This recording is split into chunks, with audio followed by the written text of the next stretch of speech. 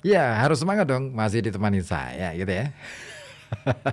Dan pastinya masih ada buku yang harus kita baca, kita ulas, The Psychology of Money, karya Morgan Housel. Nah, buku ini keren banget ya menurut saya, karena ini banyak pengalaman yang kemudian dituliskan oleh Morgan mengenai kisah-kisah dari para pengusaha, para orang-orang yang berduit tapi tiba-tiba dia bisa, kalau istilah Jawanya tuh jedak gitu ya, alias jatuh terperosok dan sampai kemudian dia kehilangan segalanya, reputasi, kekayaan, bahkan mungkin kekuasaan dan kebebasan, seperti yang dialami oleh tadi Gupta, yang seorang CEO yang ya berambisi untuk mendapatkan lebih banyak dari yang dia miliki.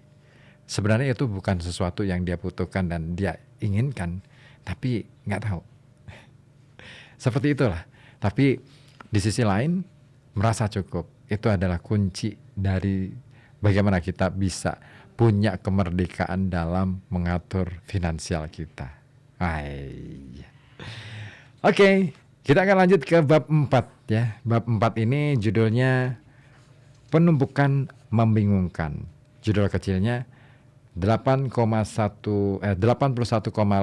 miliar dolar dari 84,5 miliar dolar. Harta Warren Buffett datang sesudah ulang tahunnya yang ke-65. Akal kita tak dibangun untuk menangani absurditas seperti itu. Wah, kaya di usia tua. Waduh. Tapi itulah ya, kehidupan. Gak harus cepet-cepet pengen kaya, tapi cukup, itu penting banget ya. Baik, saya bacakan untuk Anda di bab 4 ini.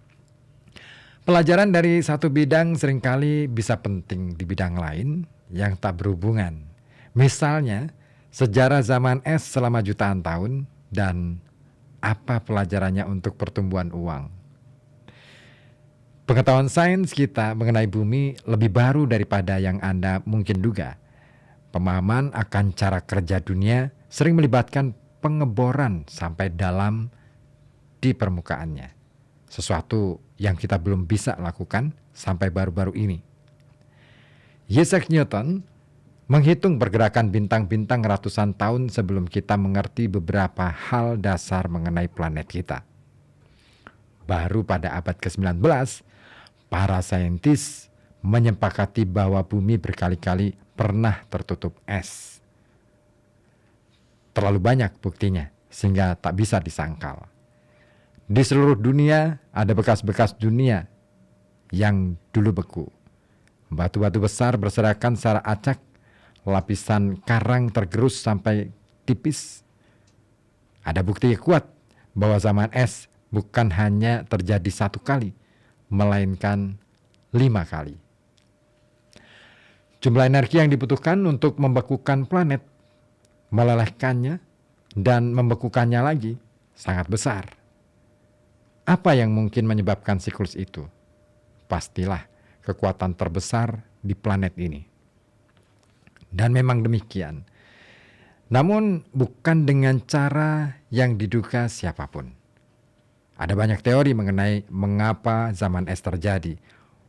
Untuk menjelaskan pengaruh besar zaman es dalam geologi, teori-teorinya juga besar. Tumbuhnya pegunungan dianggap mungkin mengubah angin di bumi cukup jauh sampai mengubah iklim. Yang lain lebih suka gagasan bahwa es adalah keadaan alami di sela letusan gunung berapi masif yang menghangatkan dunia. Namun tak satu pun teori itu yang dapat menjelaskan berulangnya zaman es. Pertumbuhan pegunungan atau satu letusan gunung berapi bisa menjelaskan satu zaman es, tapi tak dapat menjelaskan berulangnya zaman es sampai 5 kali.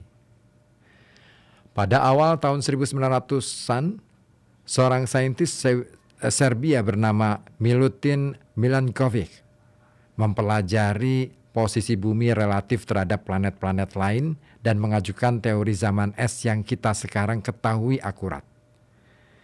Tarikan gravitasi matahari dan bulan memengaruhi gerak dan kemiringan bumi terhadap matahari. Dalam bagian-bagian siklus itu, yang bisa berlangsung puluhan ribu tahun, tiap belahan bumi mendapat lebih banyak atau lebih sedikit radiasi matahari daripada biasanya.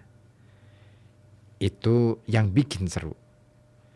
Teori Milankovic awalnya berasumsi bahwa kemiringan belahan-belahan bumi itu menyebabkan musim dingin yang cukup dingin untuk mengubah seluruh planet menjadi es. Namun seorang ahli meteorologi Rusia bernama Vladimir Koppen menggali karya Milankovic lebih dalam dan menemukan nuansa menarik. Biang keladinya bukan musim dingin yang dingin, melainkan musim panas yang sejuk. Awalnya, ketika satu musim panas tak cukup panas untuk melelehkan salju dari musim dingin sebelumnya. Dasar es yang tersisa mempermudah salju menumpuk pada musim dingin berikutnya, yang menambah peluang salju bertahan pada musim panas berikutnya. Yang menarik, lebih banyak salju lagi untuk menumpuk pada musim dingin berikutnya lagi. Salju yang terus-menerus ada memantulkan lebih banyak cahaya matahari, sehingga memperparah pendinginan yang mendatangkan lebih banyak salju dan seterusnya. Dalam beberapa ratus tahun, timbunan salju musiman tumbuh menjadi lapisan salju yang menutupi satu benua. Begitulah. Kebalikannya juga terjadi.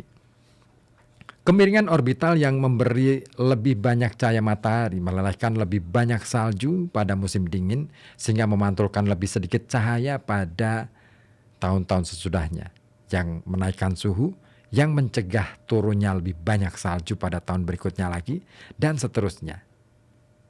Itulah siklusnya. Yang hebat adalah bagaimana sesuatu yang besar bisa tumbuh dari perubahan kondisi relatif kecil. Awalnya lapisan tipis salju yang tersisa karena musim panas sejuk yang tak terpikirkan orang. Kemudian dalam sekejap secara geologis, seluruh bumi tertutup es setebal 1 kilometer. Seperti kata ahli glasiologi Gwen Scrouts, yang menimbulkan lapisan es bukan banyaknya salju, melainkan salju yang bertahan sesedikit apapun. Pelajaran besar dari zaman es adalah bahwa Anda tak perlu kekuatan besar untuk menciptakan hasil yang besar. Jika sesuatu bisa menumpuk atau compound, jika sedikit pertumbuhan menjadi dasar pertumbuhan berikutnya, dasar kecil pada awal bisa mengarah ke hasil yang begitu luar biasa sampai tampak bertentangan dengan logika. Saking bertentangannya, Anda meremehkan kemungkinannya, tak menyadari dari mana pertumbuhan berasal dan apa yang bisa dihasilkannya. Begitu juga dengan uang. Lebih dari 2.000 buku membahas bagaimana Warren Buffett membangun kekayaannya. Banyak yang bagus, namun hanya sedikit yang cukup memberi perhatian ke fakta paling sederhana. Harta Buffett bukan hanya karena dia investor hebat, melainkan karena dia investor hebat sejak masih kanak-kanak. Saya menuliskan ini ketika harta Warren Buffett bernilai 84,5 miliar. Dari jumlah itu, 84,2 miliar terkumpul sesudah ulang tahunnya yang ke-50. 81,5 miliar dolar datang sesudah dia memenuhi syarat Social Security pada pertengahan umur 60-an. Warren Buffett ialah investor yang fenomenal. Namun, Anda melewatkan satu hal penting jika menganggap semua keberhasilannya disebabkan keahlian investasi. Kunci keberhasilan Buffett yang sebenarnya adalah bahwa dia sudah jadi investor fenomenal selama 3/4 abad. Andai dia mulai berinvestasi pada umur 30-an dan pensiun pada umur 60-an, mungkin hanya sedikit orang yang bakal mengenalnya. Lakukan perubahan pikiran berikut. Buffett mulai berinvestasi serius ketika berumur 10 tahun.